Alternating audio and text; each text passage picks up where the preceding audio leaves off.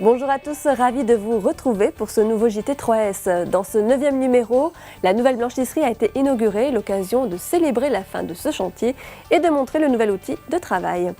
L'Ilosphère a ouvert ses portes. L'Ilosphère, c'est la nouvelle structure polyvalente de Sarreguemines qui est à la fois un accueil de rupture, une garderie ou encore un centre aéré spécialisé. Le foyer d'hébergement pour adultes travaillant en ESAT appelé Résidence Lydie Guggenheim a soufflé ses 20 bougies. Le métier du mois est exercé par Charlène Zingraf au FAS de Sarreguemines. Il s'agit de référent santé. Enfin, l'IME de Sarreguemines en effervescence. Nous reviendrons sur sa traditionnelle fête de Noël. 15 juillet 2012, pose de la première pierre de la blanchisserie de Sarrebourg. 24 juin 2013, début de la production dans un nouveau bâtiment spacieux aux équipements modernes. Ces moments clés ont été suivis par nos caméras et présentés lors de précédents JT. Le 19 octobre dernier, c'est l'inauguration de la blanchisserie qui a cette fois été immortalisée. L'occasion de communiquer, de célébrer la fin de ce chantier avec la communauté des communes de Sarrebourg et puis bien sûr de montrer le nouvel outil de travail aux familles. Ça y est, après plusieurs mois de chantier et 4 mois d'activité dans les nouveaux locaux, le moment symbolique du coupé de ruban est arrivé.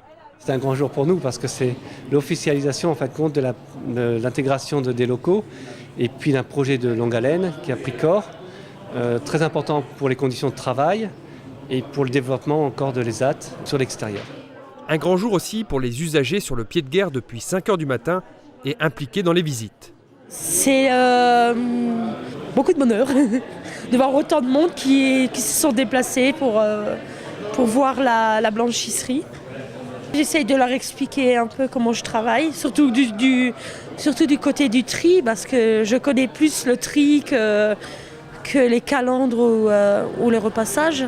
Parmi les visiteurs, des partenaires du projet comme la communauté de communes de Sarrebourg, acteurs du développement local qui a permis la réalisation du bâtiment.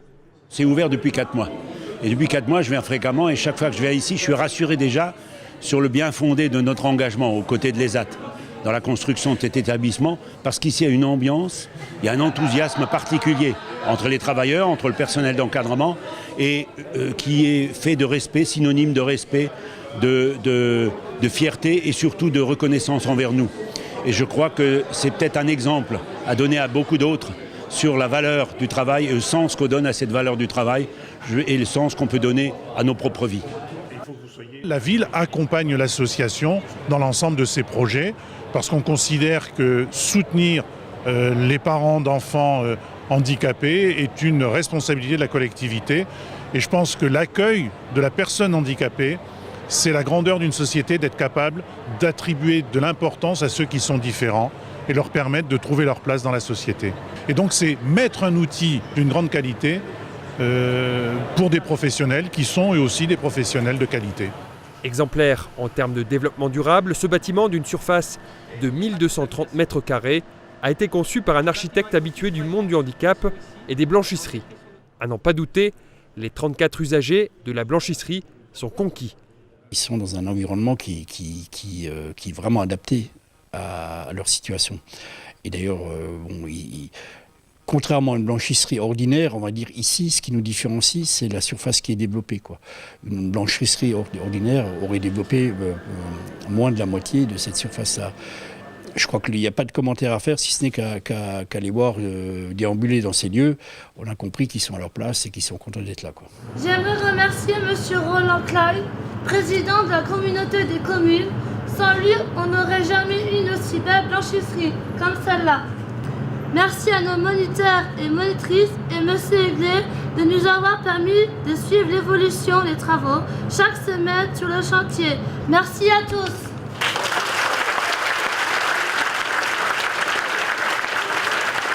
Ça y est, la Moselle-Est dispose d'un foyer d'hébergement pour enfants handicapés.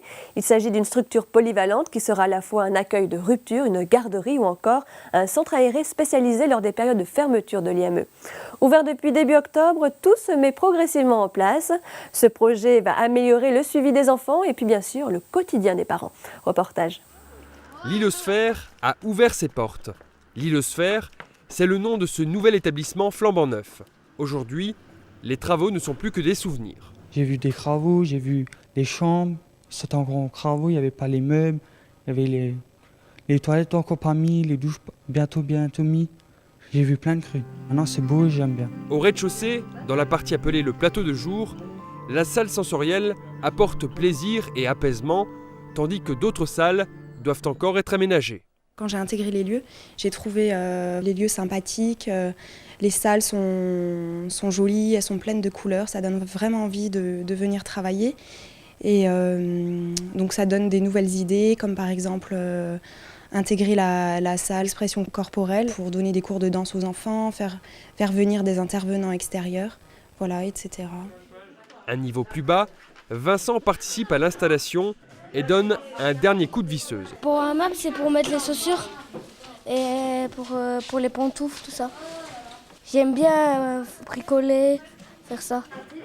Le maître mot de ce projet-là, c'est la modularité, c'est la souplesse pour pouvoir répondre au plus de demandes possibles, à tous les besoins qui ont pu être repérés en amont.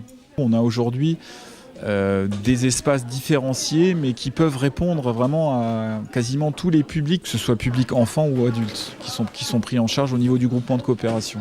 Tout l'intérêt de ce projet-là, c'est d'avoir réfléchi tout ça en amont avec les personnels, avec les parents, pour qu'on puisse ensuite adapter l'architecture au projet. L'hébergement en semaine fournit les outils de l'autonomie pour permettre aux enfants d'imaginer leur future vie d'adulte. Ça me plaît bien et on rigole bien aussi. Et on s'amuse bien, on fait des sorties, on va au restaurant, on va au cinéma. Mercredi dernier, on était au marché au Puce et on s'est promené et j'ai goûté du saucisson et je dors bien dans ma chambre et ça me plaît bien. J'ai même plus envie de rentrer le week-end. L'Hylosphère abrite 12 chambres individuelles d'environ 16 mètres carrés et affiche déjà complet. Grâce à cette première expérience éloignée de ses parents, Julie apprend à se connaître plus encore et fait jour après jour des pas supplémentaires vers l'autonomie. C'est bien dormir toute seule. Je sais faire mon lit toute seule, comme je fais tout. Je fais la cuisine et je fais le rangement de ma chambre. Elle est grande et j'ai une douche comme moi toute seule. À partir de 2014, l'accueil de répit sera développé. Les enfants autistes pourront eux aussi être hébergés et être pris en charge l'espace d'1 ou 2 week-ends par mois. Un partenariat enfin entre l'IME et Culture et Liberté va apporter des solutions en créant un centre de loisirs adapté lors de la fermeture de l'IME. L'Hylosphère sera inauguré le 11 janvier prochain. Dans le groupement 3S, de nouvelles structures ouvrent et d'autres fêtent leur anniversaire. La résidence Lydie Guggenheim a soufflé ses 20 bougies. Cette résidence de 32 places qui vise à accompagner vers l'autonomie est le fruit d'un partenariat entre la ville, la FAEI et le Conseil général. Quant aux terrasses de Lydie, composées de 12 appartements autonomes et du service d'accompagnement, elles ont été créées il y a 10 ans. Près de 200 personnes étaient présentes pour ces 2 anniversaires qui ressemblaient fort à une fête de famille. L'occasion pour les collaborateurs et familles de visiter les établissements. Voyez le reportage. Le 16 octobre 1993, la résidence Lydie Guggenheim était inaugurée. Il y avait 5 résidents, tout était à créer et une belle aventure débutait. C'était une aventure parce qu'on ne savait pas très bien où on allait. C'était un risque pour tout le monde. On n'avait jamais créé de l'hébergement, on n'avait jamais accompagné les personnes dans l'hébergement. Donc pour nous, ça a été une aventure et bon, je crois que 20 ans après, j'ai envie de dire oui, je suis soulagé parce que ça a fonctionné et que les résultats sont visibles et tangibles. Je n'ai pas vu passer les 20 ans.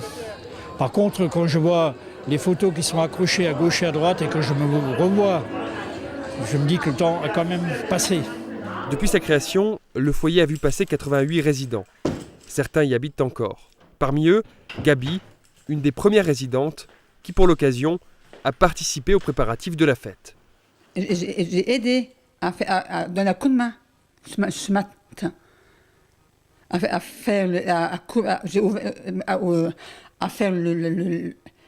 laver, à donner un coup de main à mes collègues du travail, mon moniteur pour ouvrir.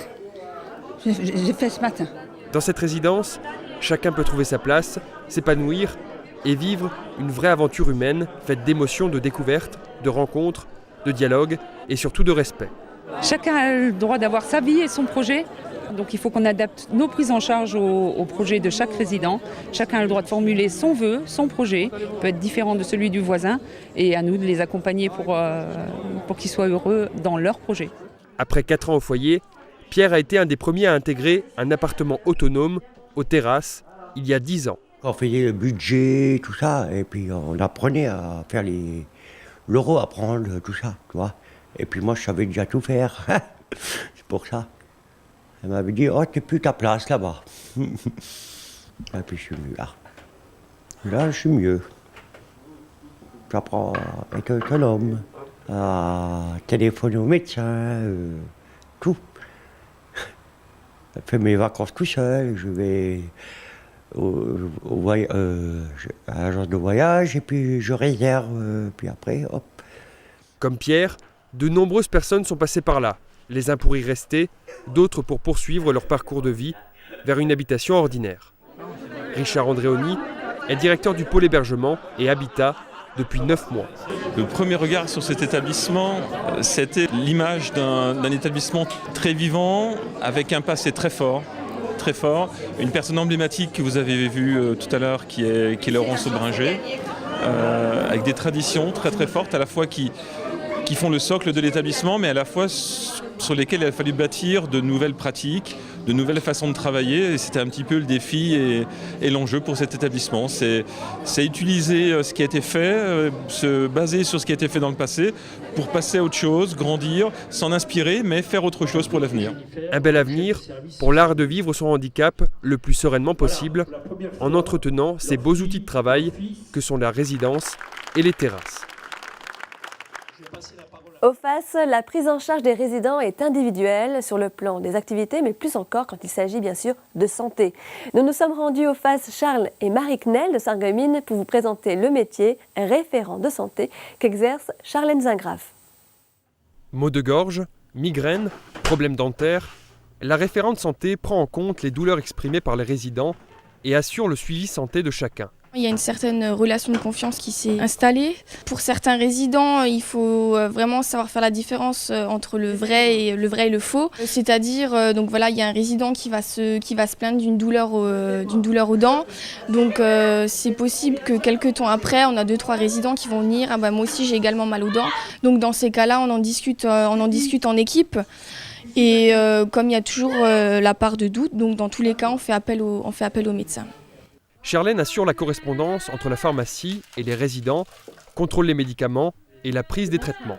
Quand même la santé des usagers qui est en jeu, donc il faut avoir une certaine organisation. Donc il y a plusieurs outils qui vont être mis en place, donc à savoir des procédures, des fiches de contrôle, des fiches de suivi pour que les transmissions se fassent correctement avec toute l'équipe.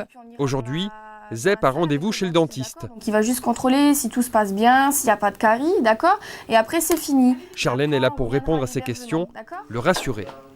Mais aussi préparer tous les documents médicaux et l'accompagner sur le lieu du rendez-vous. Une aide précieuse pour les 17 résidents du FAS. C'est le FAS de Sarreguemines. À l'occasion de sa traditionnelle fête de Noël, l'IME de Sarreguemines était en effervescence. L'Institut, qui prend en charge 85 enfants de 6 à 20 ans, organise cet événement depuis maintenant plus de 10 ans. Cette journée favorise les rencontres entre familles, enfants, personnel et même anciens élèves. Tout le personnel de l'IME de Sarreguemines se dévoue pour cette journée. Le CAT vient également en aide pour faire face à la grande affluence de visiteurs. Cet événement, préparé tout au long de l'année, a pour objectif d'ouvrir l'établissement sur l'extérieur et donne un véritable sens à ce que font les enfants dans les divers ateliers.